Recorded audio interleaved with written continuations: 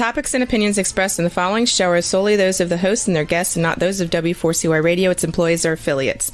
We make no recommendations or endorsements for radio show programs, services, or products mentioned on air or on our web. No liability, explicit or implied, shall be extended to W4CY Radio or its employees or affiliates. Any questions or comments should be directed to those show hosts. Thank you for choosing W4CY Radio.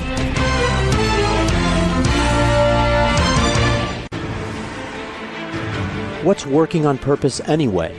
Each week, we ponder the answer to this question. People ache for meaning and purpose at work, to contribute their talents passionately and know their lives really matter. They crave being part of an organization that inspires them and helps them grow into realizing their highest potential. Business can be such a force for good in the world, elevating humanity. In our program, we provide guidance and inspiration to help usher in this world we all want, working on purpose. Now, here's your host, Dr. Elise Cortez.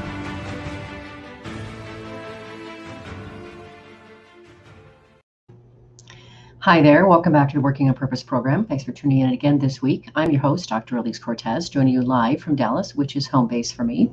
If you don't know me yet, I'm a management consultant specializing in meaning and purpose, organizational logotherapist, inspirational speaker, social scientist, and author.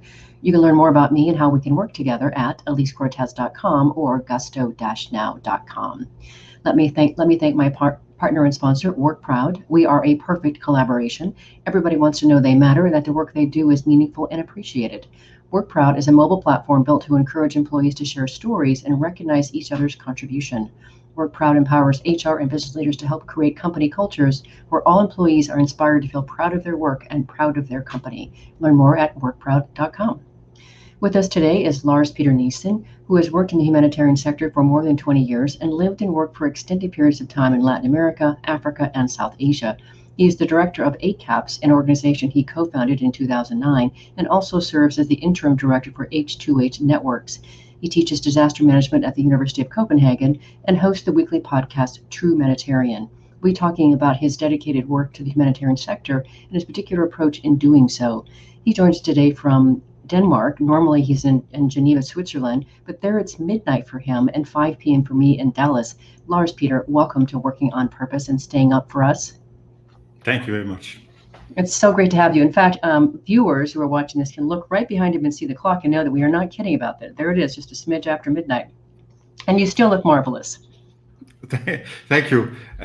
I didn't look this good at 5 o'clock in the afternoon, but I'm glad to see you. Absolutely. And let me first thank our mutual friend who brought you to me, Paul Skinner, who wrote the book Collaborative Advantage. He is the one that brought me to you. So thank you, Paul, for uniting us. It's great minds here. So Lars Peter, you are up to a lot, my dear. Here you are. You're at ACAPS and H2H Network. So I want to help first our viewers and listeners to understand what each of those organizations do. So what does ACAPS do and what's your role there? Yeah, so ACAPS, in a sense, helps shape the humanitarian narrative. When we see disasters across the world, we don't think of them as stories, but actually they are. The way we think about crisis is it's a story we tell ourselves, and some of the choices we make in terms of do we decide to focus on Botswana or Ukraine or Bangladesh really determines how we then respond to those crises. So what we do is essentially try to give as much evidence as we can on how big and how bad are crises across the world in order for decision makers to make the right choices. So we have scarce resources, we don't have enough money to help everybody. Where do you actually spend your money? That's the decisions we're trying to inform. I really appreciate how you brought us right into stories. The narrative is story. You're so right. That's so interesting. I don't know that I really considered it from that angle before, so I love it already. But then what about H2H Network? What do they do? 60-some agencies, I believe. So if you look at my career, for example, the first 20 years was basically a traditional sort of humanitarian career with the International Committee of the Red Cross, with different NGOs, with the UN. But then some years ago, I started working with ACAPS, which is fundamentally different from those organizations because we don't hand out blankets.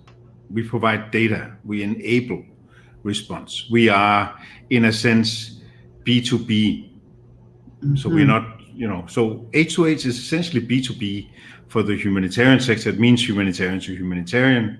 And it's a group of some 60 organizations who in different ways, either by providing standards, training, analysis, data, advice on how to use new tech, all sorts of things, enable better humanitarian responses to make sure we get more bang for the buck, if you want. Beautiful. Okay, so then let's sketch back. So here you are today, you're working within these two organizations. I want to take us back to when this all maybe started to begin or began to brew. And you said somewhere, I think it was on one of the podcasts that I listened to, but you said that your long and early career working in this and with human concerns actually began with your first mission at age 19 when you went to El Salvador to understand faith and conflict. Let us in. What happened? How did you get the experience? Why did you go? What was going on? Through some personal contacts, I got in touch with a very socially conscious church in El Salvador, and I wanted to understand what the church was Denmark is a very quiet place, and the church plays a very quiet role, if you want. We have a very elaborate welfare state that takes care of a lot of things, so the church basically preaches the gospel. But if you go to a country like El Salvador, during a civil war like the one we had back then the church is challenged in different ways.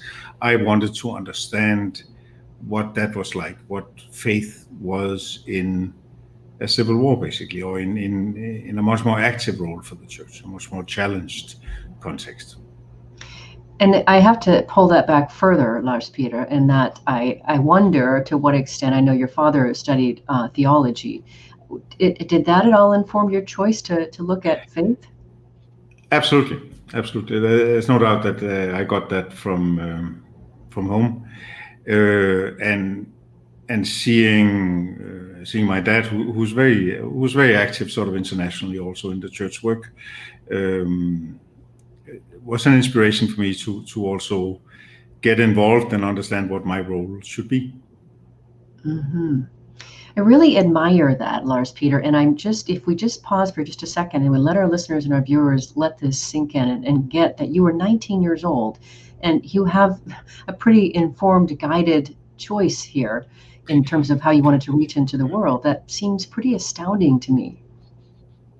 Well, you're speaking to a 50-some-year-old man by now who probably rationalizes his life. I mean, it didn't feel like a choice. I just had a strong urge to figure this out and place myself in that situation to see what would happen. And it seemed right, but I don't think I had a grand plan. But I had itchy feet, I think is fair to say. Okay. All right. Now that's even more interesting to me then. So a couple weeks ago, I had Ken Banks on the show. I don't know if you've had a chance to talk to Ken Banks, amazing human being. He's done all kinds of things to empower non-governmental agencies across the world through technology as well.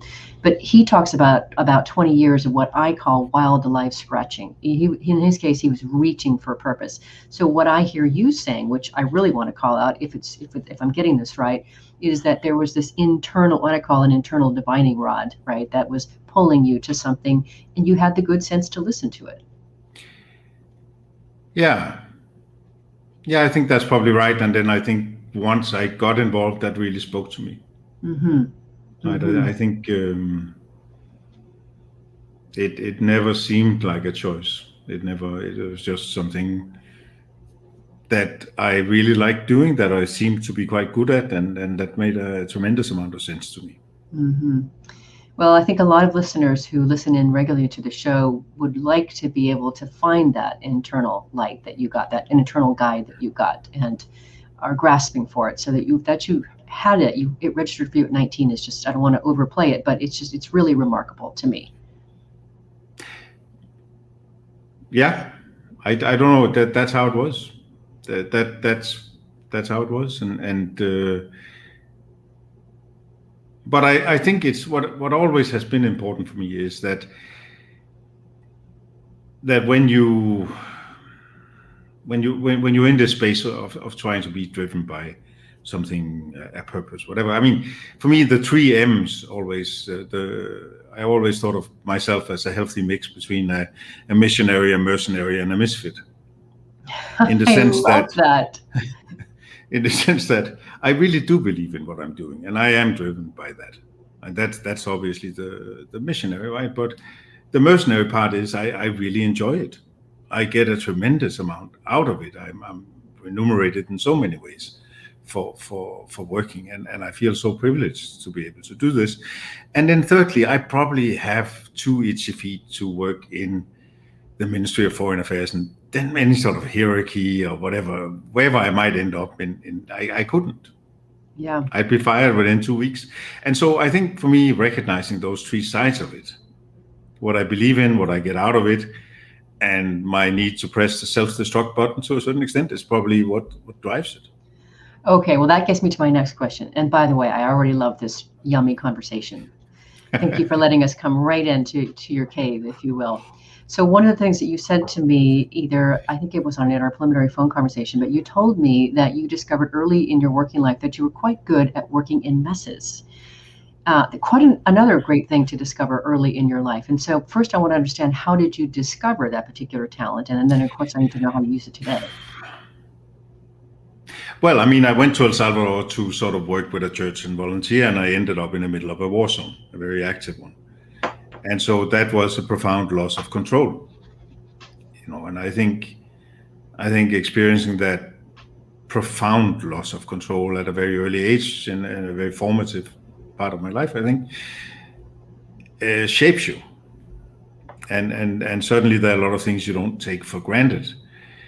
And if you then draw that experience to what I'm doing today, what I do today is try to figure out, if you take, for example, the pandemic we're experiencing right now, where should we focus? What's most important? Is it Peru? Is it the Rohingya in Bangladesh? Is it the states in the US with low vaccination rates? Is it Botswana? Is it Zimbabwe? Is it the countries with high HIV prevalence? Where should we look? And so that sort of level of ambiguity that we're dealing with because of this pandemic, for me, there's there's a straight line from that very lost 19-year-old in El Salvador, and then building on that experience to figure out how to deal with such a level of ambiguity as we see today. Mm-hmm. Mm-hmm. Yes, and what I've been becoming present to about you as I studied you and listened to your Trumanitarian podcast, a couple of visions of that, is that you like a big playing field, right? You're very comfortable in vastness. I guess, yeah. Mm. Yeah. That's an interesting way of looking at it. I think that's right. Yeah. Well, what do you mean by that, actually? Maybe I could ask. Well, the world is a big place. Let's start with that. Mm-hmm. You've been gallivanting across the world and living and immersing yourself in these various cultures across the world. And it seems to me the way that your mind works is that, here you are, you're trying to apply a systematic approach to understand data and which inform decisions, which inform actions. And that's very chewy. Now, I do know you studied political science in the 1990s, and I want to hear about that. So I think your mind already gravitates toward complexity, right? Mm-hmm. And nuance. But I would definitely say the work that you do is messy. Yes. I think that's right. I think extreme levels of ambiguity, black swans, messiness, however you want to deal with it, complexity, I think is a good way of describing it. That's what I do. Mm-hmm.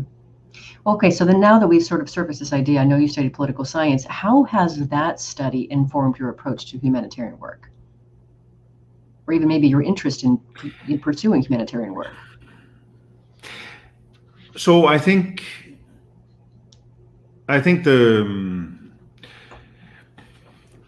it's around the way at least I was taught in political science was it was okay to have an opinion once you entered this study, and it was okay to have an opinion once you left. But if it wasn't shaken up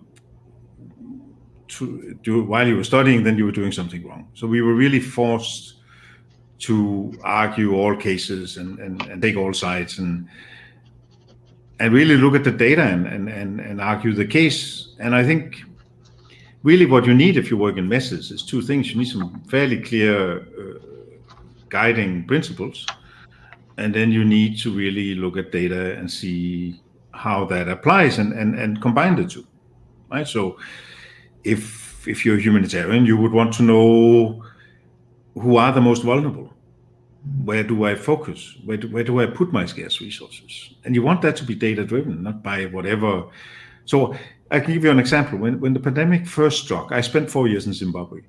It's a country I love a lot and I care a lot about, and that's very vulnerable, and it has a very high prevalence of HIV.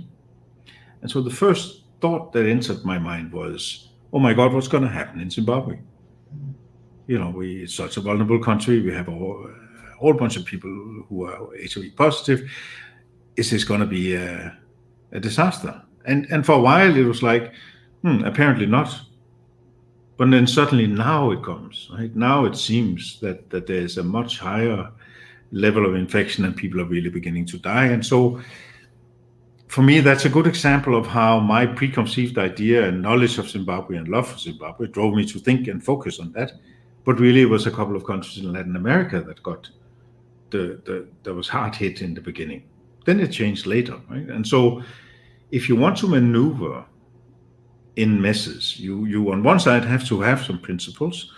For example, look at the most vulnerable, make sure you focus on them. And then secondly, you really have to have a very strong methodological and data-driven approach, which I think I got from my studies. Mm-hmm. Beautiful. And great way to take us into our very first break. I'm your host, Dr. Elise Cortez. We're on the air with Lars Peter Niessen, who's the director of ACAPS, an organization he co-founded in 2009 that is directed to see the crisis change the outcome. We've been talking a bit about how we got into this space and how he navigates it. After the break, we're going to hear more about ACAPS and what it does. Stay with us. We'll be right back.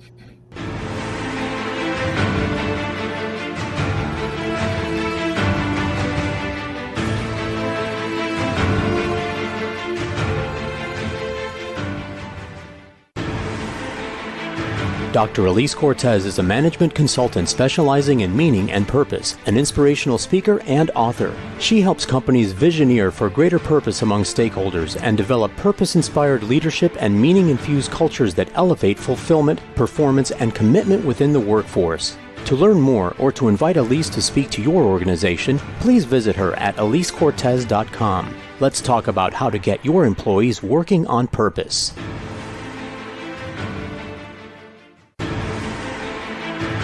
This is Working on Purpose with Dr. Elise Cortez. To reach our program today or to open a conversation with Elise, send an email to Elise, A-L-I-S-E, at elisecortez.com. Now, back to Working on Purpose.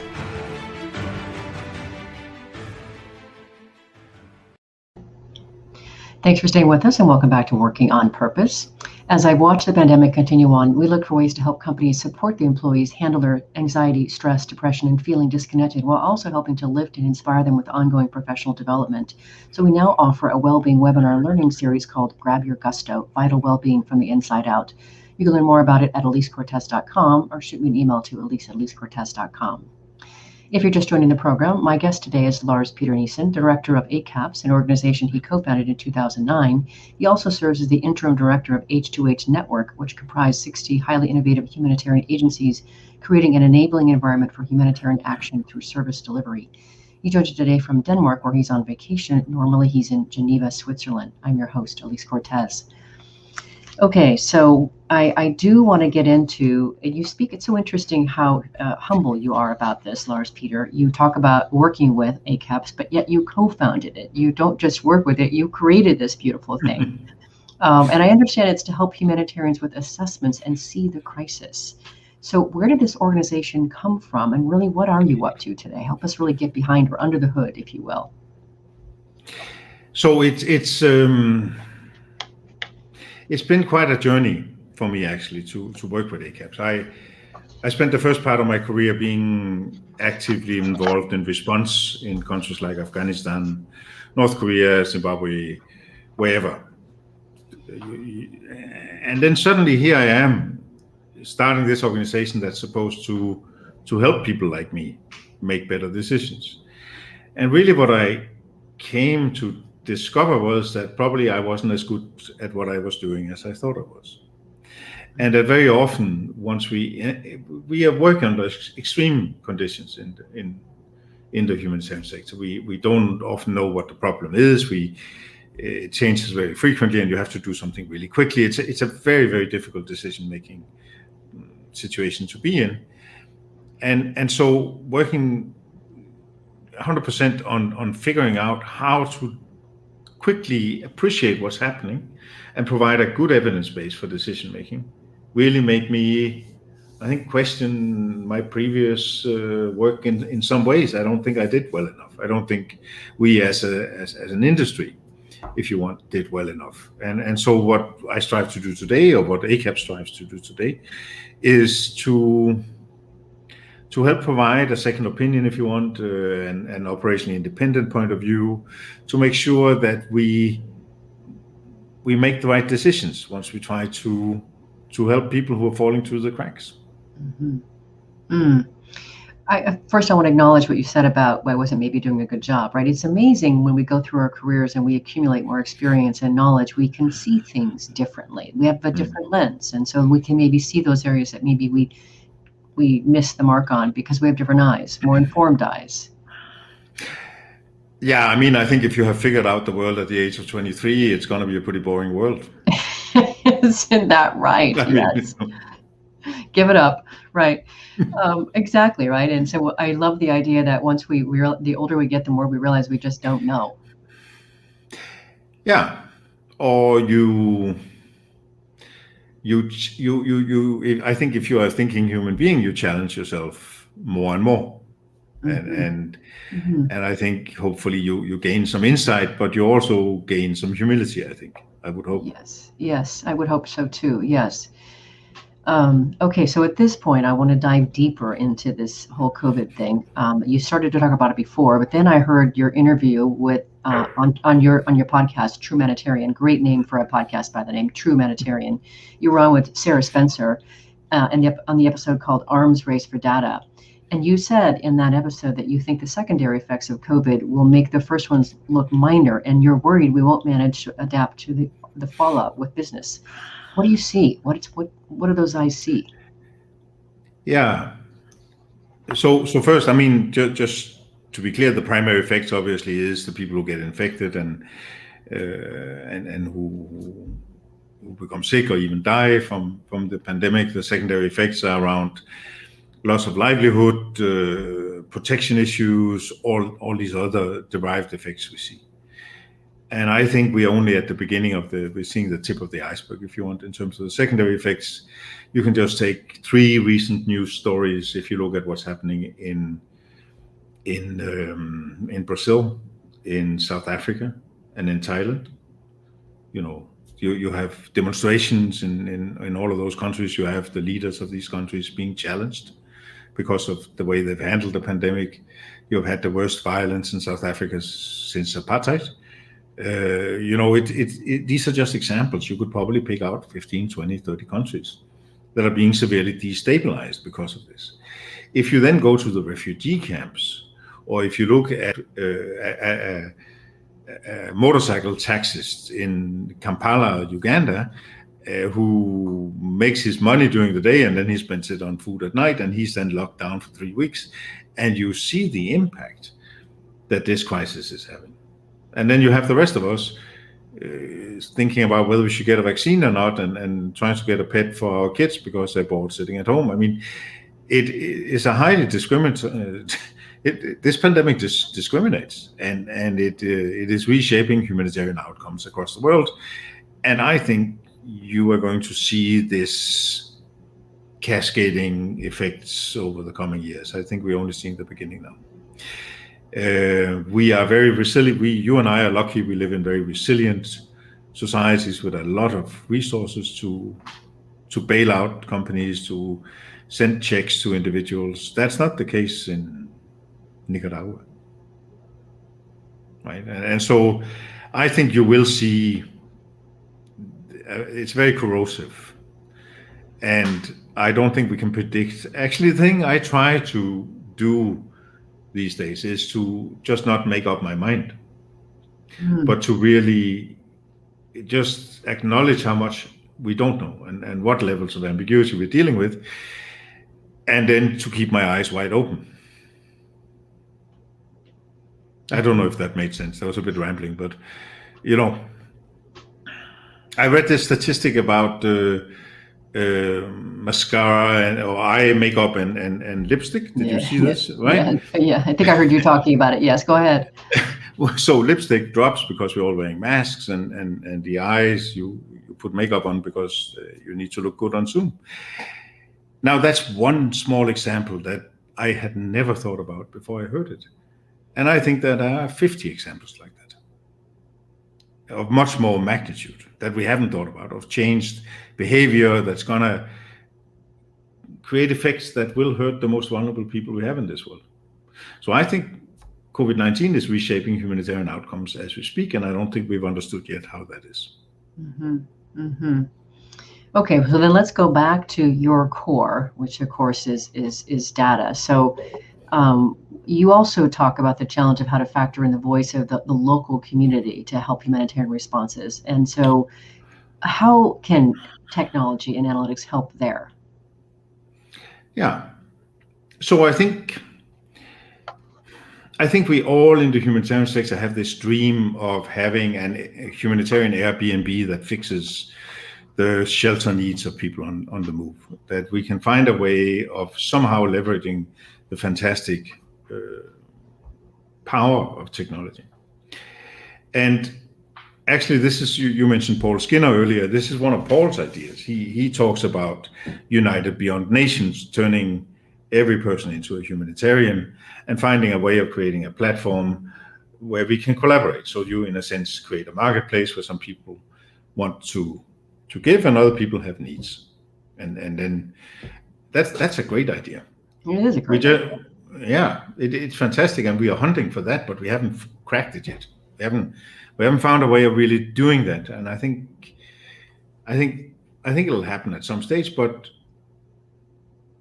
the problem we have is again back to messes, right? That the situations we work in are just very messy, and when societies fall apart, it can be really hard to then get these solutions to work. Mm-hmm. I think one of the things that you and Sarah Spencer were talking about, if memory serves me, with regard to using technology, especially to incorporate the local community, was something along voice recognition. Do I have that right? Is that part of what you were talking about? So Sarah and I spoke a lot about some of the dangers that are around AI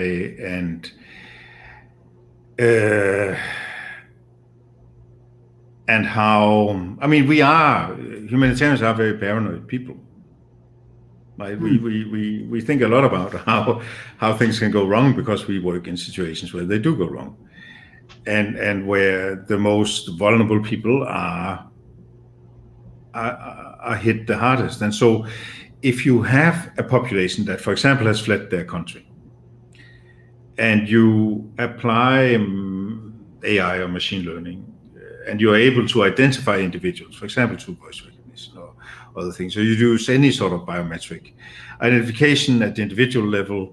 If that data is handed over, for example, to the state that these people have fled from, that's an incredibly powerful tool in some real bad actors' hands.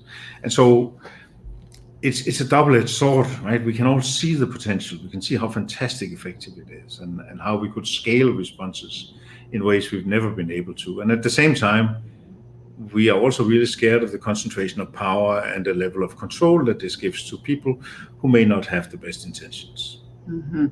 I like that you're afraid of that. I appreciate that fear. I think that's extremely healthy, and I certainly would want somebody who's looking through data and trying to help to have that kind of a lens. So versus being, willy-nilly about the whole thing. So I certainly appreciate that. And having lived in Spain and Brazil myself and gone through all over South America and seen a lot of these different populations that are really, really very vulnerable, very exposed, I really appreciate that. So, and to that end, I think there's something else on the other side of that I want to cover next that I think is really important and perhaps and probably connected. And that is what I have discerned is a very strong value for you around non-hierarchy. Yeah. And so first I want to know, why that is, and I want to talk a little bit more about that. So where it seems like it almost like it gives you like to use my word before, the willies, that word alone just seems to bother you, hierarchy. Yeah. I think no, I'm obviously probably quite an anti-authoritarian in many ways, and I think I have a very deep-rooted skepticism towards the exercise of power. I think it has to be done in an ethical way, and probably the thing that scares me the most is for myself to abuse power. And so when I became a manager and began to move up to the hierarchy, then the thing I asked myself was, how do you avoid this having power changing you? How do you avoid that you become a different person? And how do you do the right thing with this power you've been given? And for me, a lot of that answer is around seeing your success through the agency of others, in the sense that you're there to enable others to be the best they can be in the position they're in, rather than you pushing through your small ideas. So when I was living in Brazil, I was doing my master's degree at the time, and so I studied I was very interested in the environment and what was happening there. So I studied the social, economic, and political contributions of the deforestation of the Amazon, and talk about power, right? So I really understand what you mean. That it's really something to behold. And there's a couple other things I want to talk with you about that when we get a little further into the conversation. But further, though, let's just, while we're on this notion of non-hierarchy, one of the things that you said that I think would be great for our listeners to hear about is, I know that Frederick Laloux was a great influence for you, and that you appreciate his thinking around organization. So why him? Why his thoughts? Yeah, he has written a great book called Reinventing Organizations. That has been, I found that really inspiring. What I liked about it is that he portrays a vision of a company that is, it's not that it's non-hierarchical, but it's like the hierarchies vary, right? So it's whoever is best suited to solve a certain problem solves it. It's not always, it doesn't always end up on the same desk. And the type of organization describes as very evolving and sensing its environment, sort of changing with the environment. And not only do I think that that's a great way of working, because it gives great agency and freedom to individuals to bring all of themselves into work, it also is probably more effective than sort of a more new public management approach to things, I think. And so it really speaks to me. It's also very difficult to implement, but it really speaks to me to create an organization where for example, the first value of ACAPS, we have our values. Our first value is we choose to create ACAPS as an enabling platform. No, we trust each other to create an enabling platform for excellence and professional growth. Right, so it's a platform where we trust each other, we want to excel, and we want to grow professionally. Right, that for me is the key. That if we can create a work environment like that, then I think we get the best out of people. And for an organization as ACAPS, where 80% of our cost structure is salaries, if people are not happy, you're not getting your money worth. Right. Well, now bringing that over, it's not this idea of hierarchy into humanitarian efforts. One of the things that you and Sarah Spencer talked about in the Race for Arms episode is how humanitarian efforts are run and funded through a hierarchical way. Help us understand what that means. The fundamental problem we have is that And I should say, when I use this whole market language, I don't think that you can reduce the humanitarian effort to a market issue. People have rights, and I think that changes things. But if you think of it, who is the customer actually in a humanitarian crisis? Is it the person affected by the earthquake or the donor who signs the check? Right. So there's a disconnect between what we could call the upward accountability towards the persons who fund the taxpayers ultimately in primarily in the Western world who foots the bill, and the people who receive the assistance. And a lot of it is around, are we really responsive enough to the wants and needs of the people affected by crisis, or are we driven by other agendas? That's what it boils down to. Okay, that makes a lot of sense. And one thing that you did also say that I thought was quite fascinating with regard to data is that, and you correct me if I say anything wrong here, but what I remember you saying was that you have plenty of data from the donors. You know exactly who those people are and how you find them and how you can target them and talk to them. But with regard to knowing data operationally, that's a whole other beast. Yeah. I mean, it's. We are dealing with such levels of ambiguity and uncertainty that often we have to operate in very murky situations. And for me, it's not that we are not professionals. I think some of the most professional people I know work in the humanitarian sector, some of the most driven people I know. But we just work in really, really difficult situations where we often don't actually understand fully the crisis or the problem we're dealing with, whereas dealing with a government's financial regulations and their strategic framework, that's very well-lit territory.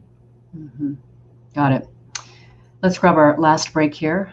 We've been on the air with Lars Peter Niessen, director of ACAPS, an organization he co-founded in 2009 that is directed to see the crisis and change the outcome. We've been talking more about the work that he does in humanitarian angles across the world. After the break, we're going to hear more about the ethics of data collection. Stay with us. We'll be right back.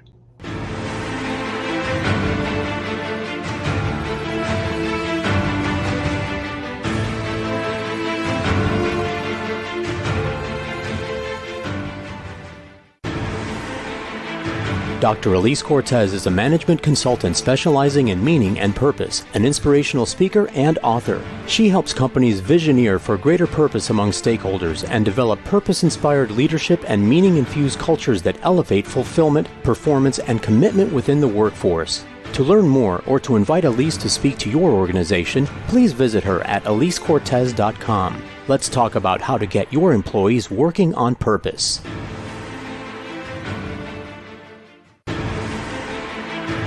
This is Working on Purpose with Dr. Elise Cortez. To reach our program today or to open a conversation with Elise, send an email to Elise, A-L-I-S-E, at elisecortez.com. Now, back to Working on Purpose.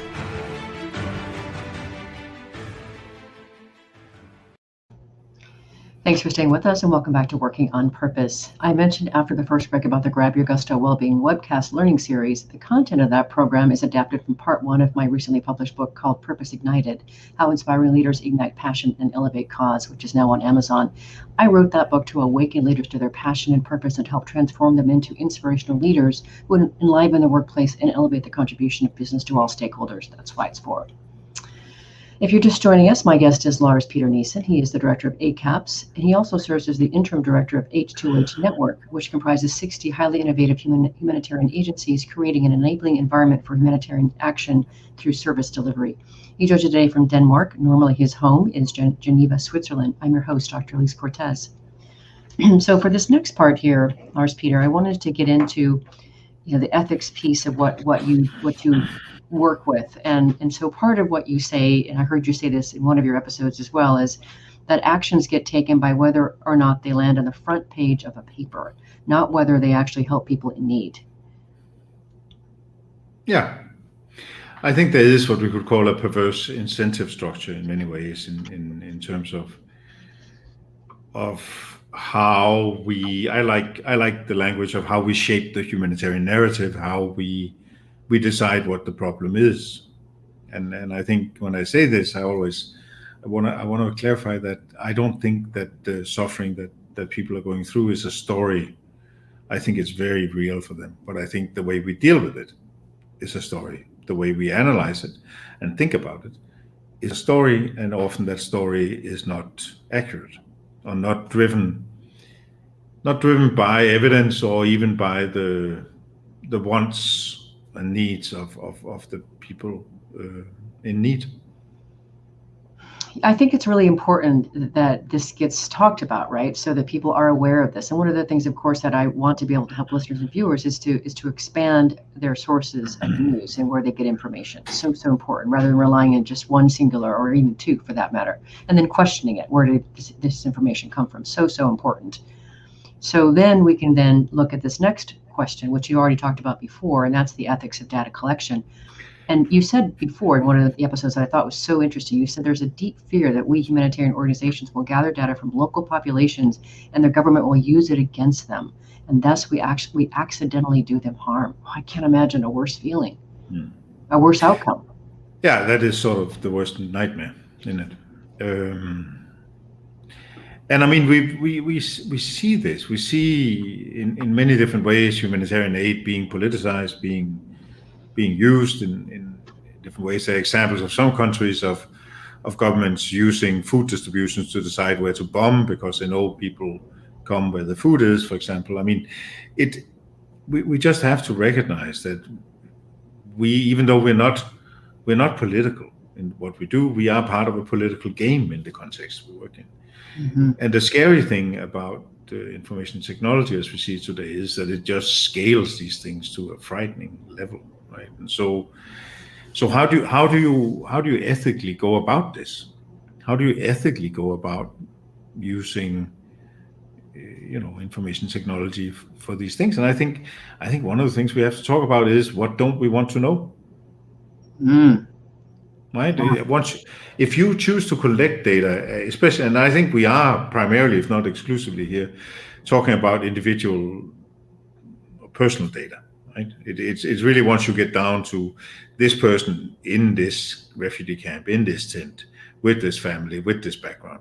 Once you begin to identify individuals, that's when it becomes really dangerous. I think the more contextual stuff, I think that's out there anyways. I don't think we're doing any harm there. But if you actually have very granular individual level data and that gets into the wrong hands, I think that is really dangerous. And so maybe we need to think about what we don't want to know. Mm-hmm. Mm-hmm. Agreed. Well, and to that end, then you go and talk about the more sophisticated means of data collection you use, the more vulnerable you become to just looking at the data and not making sense of it. That's interesting. Yeah. And I think it's obvious. I mean,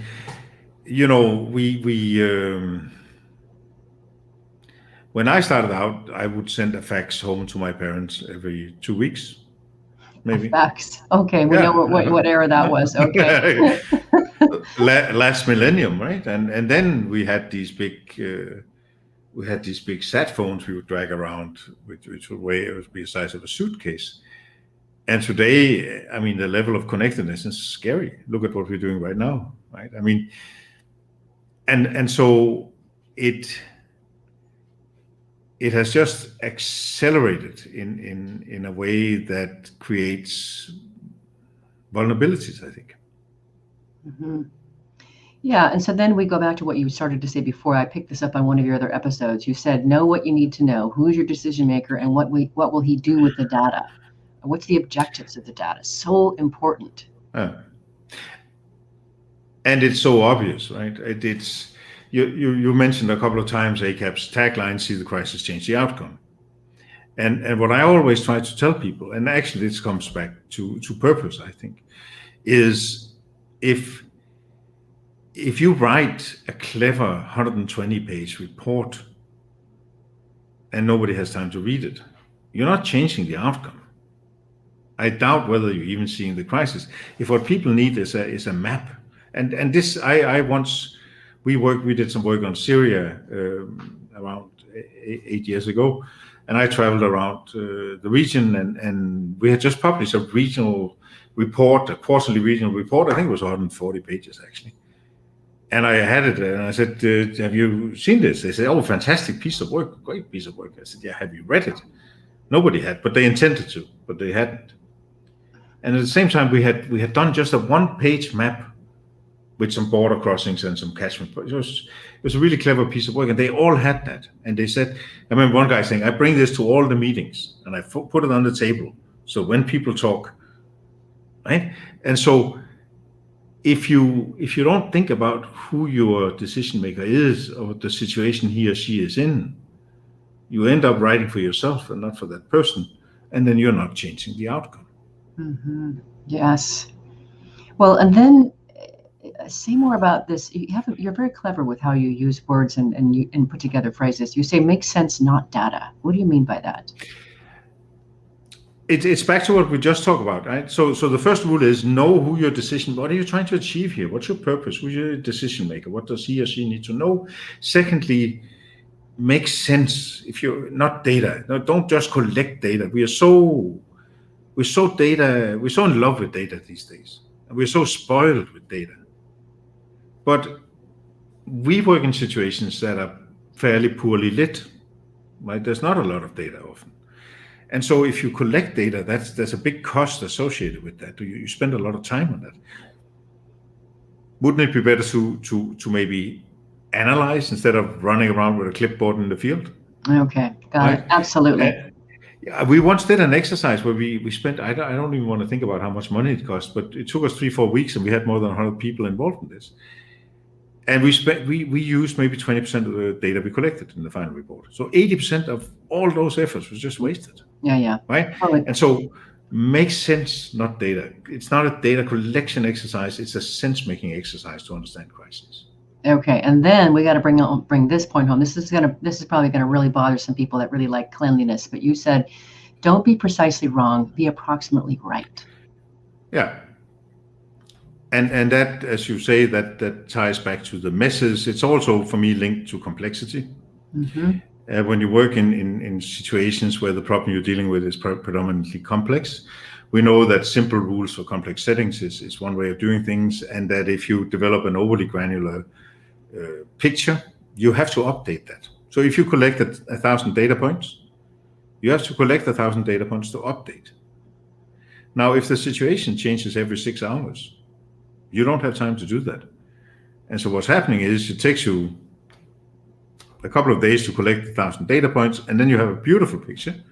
It's just precisely wrong, because that's no longer what the world looks like. Mm-hmm. So you have to do a good enough approach. You have to find that sweet spot where you are in tune with how rapidly things are changing and evolving, and then have the courage to put out what is good enough. You have to put your best guess out there and then hope that that's good enough. Mm-hmm. So great way to finish, because we started with complexity and vastness, and that's a great way to finish. So here we are at the end of the show, Lars Peter. You know the show's listened to by people all over the world, and what we're up to is trying to help create organizations where people actually want to come to work, give their best, and we do business that betters the world. What would you like to leave us with? So I think as a manager, as a leader of an organization, I think it's about integrity and authenticity. I know that's a very abused word, but zero BS, if you want. Mm-hmm. You may be wrong as a leader. But you have to believe what you tell the organization, your staff. And then people pick this up in 2 seconds flat. If you really believe what you're doing, you may be wrong. They'll forgive you for that. Especially if you afterwards say, "Hey, this was not right. I actually messed up here." And so for me, it's 2 things. It's be as authentic as you can, bring as much as you can of yourself into a situation. And then secondly, fail forward and show people that you're failing and that you're moving forward. Also the way we began this conversation. Lars Peter, thank you so much for joining us and sharing your beautiful heart and mind with us and helping us hopefully create a better world and serve it better. So thank you so much for being a guest. Thanks for having me on, Elise. It was great. I hope I made sense in spite of the very late hour. I feel my cognitive abilities deteriorating very quickly. So Well, I think it's time for me to hit the sack. Yeah, I would say so. If these are failed cognitive abilities, the rest of us are doomed. So, listeners, viewers, if you want to learn more about Lars Peter Niessen and the work he does, you can start by visiting acaps.org. That's ACAPS.org. And thanks again to our partnering sponsor, WorkProud, which helps companies build a platform where your workforce receives meaningful feedback. And thanks for their work from people across your company. Last week, if you missed the live show, you can always catch it via recorded podcast. We were on the air with Kene Iliyosi talking about his latest book, Put Your Purpose to Work, How to Find Fulfillment in Your 9 to 5, and the work he does as a sweet spot coach. Next week, we'll be on the air with Swati Thiajaran, who is the author of Born Wild and the associate producer of the smash documentary, My Octopus Teacher, talking about the profound beauty and wholeness connecting with nature affords, our health, fulfillment, and spiritual journey. See you there. Remember that work is at least a third of our life, so let's work on purpose.